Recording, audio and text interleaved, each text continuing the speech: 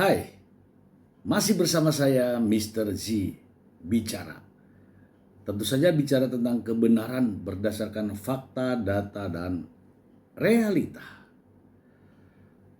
Pihak Baim Bong sudah mendapatkan panggilan dari Pengadilan Agama Jakarta Selatan untuk hadir pada proses persidangan terkait gugatannya yang sudah dilayangkan pada tanggal 8 Oktober 2024. Hal ini dikisahkan, diceritakan, disampaikan oleh pengacara Fahmi Bahmid.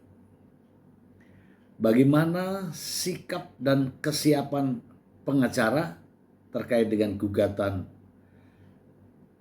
perceraian dari Baim Bong? Kita simak bersama. Tadi saya sudah dapat panggilan sidang hari Rabu jam 9 pagi. Baim Muhammad Ibrahim kemarin sudah saya temui dan kita ngobrol. Saya bilang karena ini terkait dengan surat edaran Mahkamah Agung, kamu wajib hadir. Saya siapkan jam berapa sampai jam berapa, biar saya meluangkan waktu khusus untuk hadir dalam perkara ini. Saya bilang kamu hadir sebelum jam 9, kamu tunggu sampai selesai. Biasanya itu kita ikutin proses yang ada di Pengadilan Agama Jakarta Selatan. Sidang perdana tanggal berapa, Bang? Tanggal 23. Bang, Baim sendiri ada curhat. Agenda mediasi atau apa sidang perdana? Pertama itu pasti adalah memeriksa dokumen. Ya, hakim pasti akan memeriksa dokumen majelis, pasti ditanya pihaknya apa benar, karena ini perkara gugatan cerai terkait dengan sengketa batiniah seseorang. Majelis hakim pasti akan bertanya benar tidak kau mengajukan gugatan itu. Jadi sudah jelas ya, ada panggilan resmi dari Pengadilan Agama Jakarta Selatan dan diyakini pihak pengacara dan Baim Bong akan hadir di sana. Percakapan antara Baim dengan Paula. Nah, menurut Abang sendiri Saya nggak tahu, saya tidak pernah menyerahkan bukti kecuali nanti di persidangan. Jadi kalaupun itu ada tanyakan sama siapa yang mendapatkan informasi itu. Jadi saya tidak mungkin menyampaikan bukti kalau tidak di dalam persidangan. Jadi saya betul-betul menjaga bukti itu. Jadi insya Allah saya tidak tahu. Bang, pada saatnya juga nggak sih Bang bahwa apa sih? Saya kan bilang saya tidak tahu itu apa. Kalau saya tahu saya nanti bisa simpulkan apakah ini bagian dari bukti-bukti yang ada sama saya. Karena bukti sama saya itu banyak sekali. Bukti percakapan aja itu tebalnya segini. Saksinya saja itu sendiri-sendiri, jadi peristiwanya beda-beda. Saya nggak perlu jelaskan, yang jelas kita doakan ini adalah sebuah sengketa batin. Bang, di percakapan itu ada pembahasan soal perselingkuhan, Bang. Di percakapan itu ada ngebahas soal perselingkuhan, Bang. Dan kemarin kan waktu persidangan pertama juga mengatakan ada pihak ketiga. Ya, saya tidak mendengar itu apa tadi yang disampaikan. Yang jelas di dalam materi gugatan ada, tapi saya sudah minta sama Baim kita tidak membahas ini sampai tanggal 23. Yang kita belum tahu sekarang ini adalah siapa pengacara dari Paula Verhoeven. Ya, terus bagaimana kesiapan Paula Verhoeven menghadapi proses sidang ini? Itu yang belum tahu. Kita simak lagi. Kepada Baim karena ini sensitif sekali, yang tahu dia, yang bisa menjelaskan dia. Saya akan membahas secara hukum proses persidangannya seperti apa. Tanggal 23 Baim itu pasti harus hadir sesuai dengan surat edaran. Di situ dia akan ditanya, apakah betul Anda mengajukan gugatan cerai, permohonan ikrar talak. Nah, kalau betul, siapa kuasa hukummu? Kan di situ ditanya. Iya benar. Nanti sesuai dengan surat edaran, maka ada wajib mediasi. Nah, mediasi ini dikasih batasan waktu 1 bulan. Damai tidak damai harus ada keputusan. Artinya kalau keputusannya damai, perkara dicabut, dibuatkan penetapan perdamaian. Tapi kalau tidak jadi perdamaian, maka perkara berproses lebih lanjut.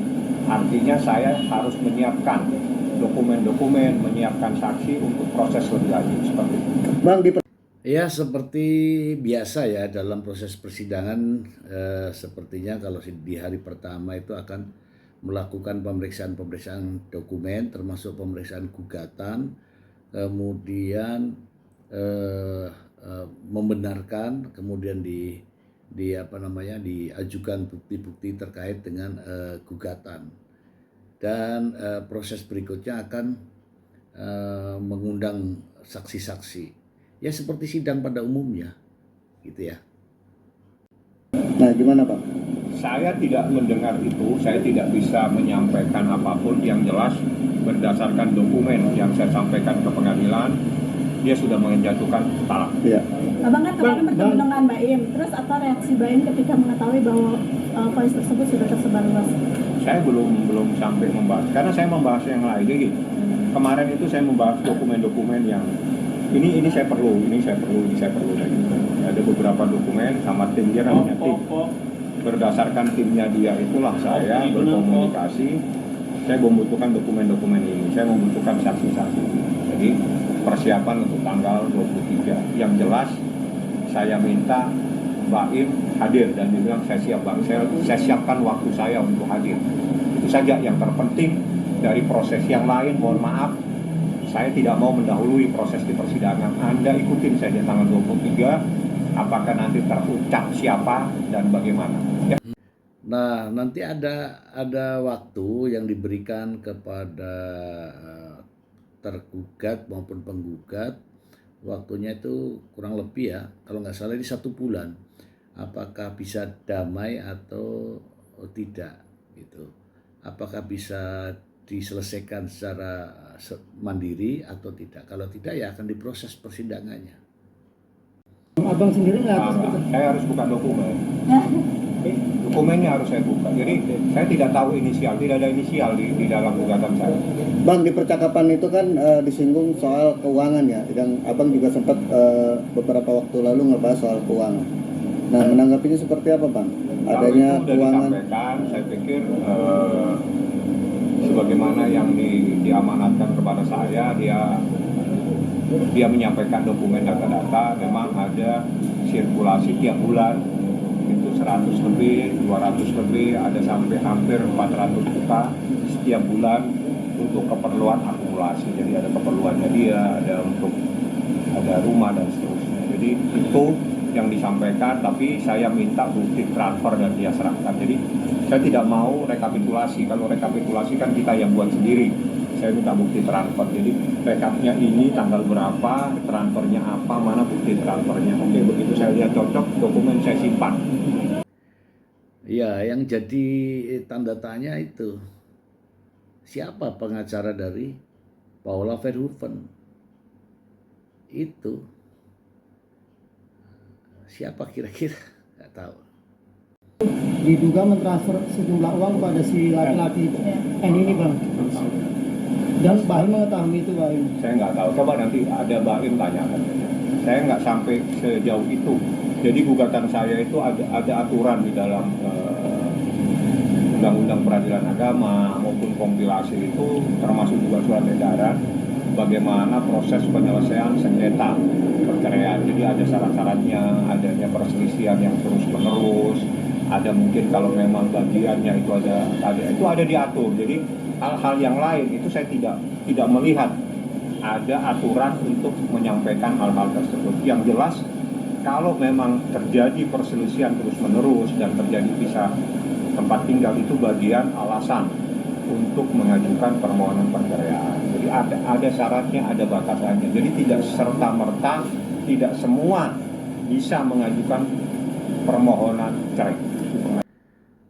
Yang jelas Mbak Im Wong ya sebagai pelapor harus membuktikan apa yang didalilkan dalam gugatan, kemudian dibuktikan dalam sidang pembuktian, gitu. Minta ceritakan Pak, karena ini bagian yang paling sakit di dalam perjalanan hidup saya. Apa itu Bang? Yaitu Itu perselingkuhan. yang disampaikan kemarin pada saat Anda juga datang. Saya pikir sampai itu kita ketemu tanggal 23. Bang, soal Baim yang dituding ingin menjauhkan anak-anaknya dari Paula Oh, gimana, Bang? keliru banget. Jadi gini, saya yang tahu, saya juga bertemu. Jadi kita nggak boleh mencoba membenarkan dan menyalahkan. Anak mempunyai hak. Anak nyamannya dengan siapa. Jadi kalau itu kita kembalikan ke anaknya. Anaknya itu nyaman dengan siapa. Tapi Anda di dalam peraturan maupun surat edaran Mahkamah Agung maupun jurisprudensi tidak pernah ada satupun putusan yang menyatakan hak asuh anak ada di tangan ayah, tapi ibunya dilarang bertemu. Tidak pernah ada. Pasti. Ya, yang jadi tanda tanya itu siapa pengacara dari Paula Verhoeven? Itu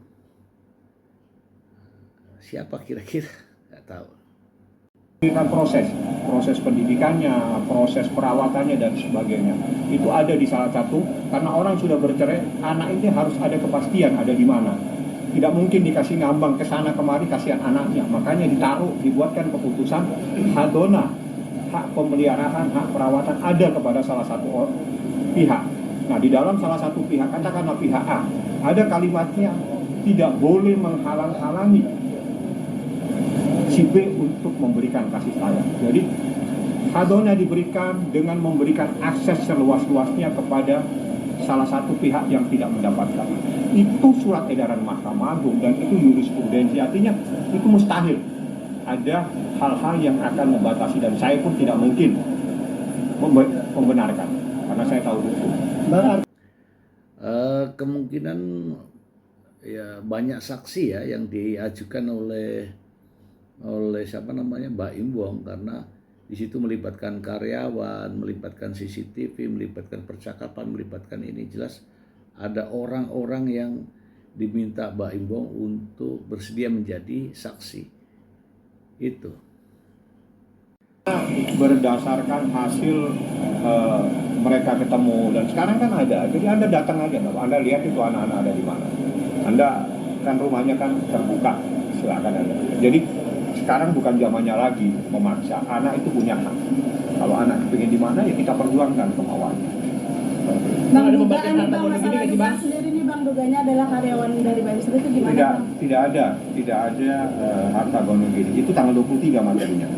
Tapi itu Bang, benar-benar soal ini sendiri Bang yang mulai tampil Bang untuk bersuara gimana Bang? Allah meminta maaf. Rekaman mana? Akui kesalahan ada yang Lu ngomong terus kagak ngasih dulu rekamannya. Enggak, udah beredar Bang, masih beredar. Bang, untuk orang-orang sendiri Bang yang mulai tampil Bang untuk memberikan kesaksian. Siapa? Untuk orang-orang sendiri nih yang di belakang nih. Ada beberapa Jujur ya, orang tuh. saya tidak kenal siapapun mereka. Yang saya kenal adalah stafnya daripada Baim Wong dan saudaranya, karena mereka yang saya ajak diskusi. Yang lain saya tidak tahu. Kalau mereka memegang sesuatu rahasia, sesuatu informasi terus disampaikan, saya tidak punya hak untuk melarang. Ya. Itu teman-teman ya, penjelasan dari pengacara Baim Wong, Fahmi Bahmid. Perlu diketahui ya, pengacara Baim Wong ini juga sebagai pengacara Nikita Mirzani dalam kasus yang lain ya, di pihak kepolisian ya, Polisian Polres Jakarta Selatan. Kita akan ikuti terus perkembangan terkait dengan hal ini ya. Dari media manapun saya akan mengabarkan kepada Anda semua untuk keterbukaan, untuk membuktikan bahwa kita sebagai penggemar mengikuti proses ya, supaya nampak jelas apa yang terjadi, bagaimana solusinya ke depan. Itu saja dari saya. Terima kasih. Bye.